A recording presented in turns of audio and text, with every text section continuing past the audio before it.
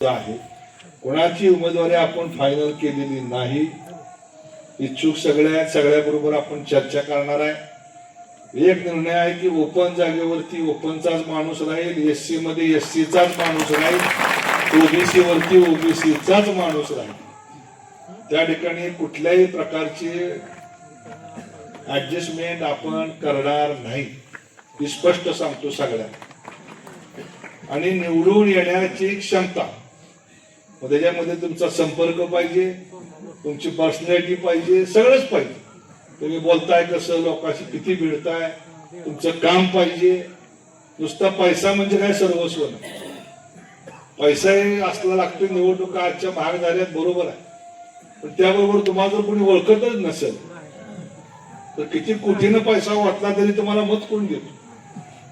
देत नाहीत मत. शेवटी तुम्हाला ओळखलं पाहिजे लोकांनी.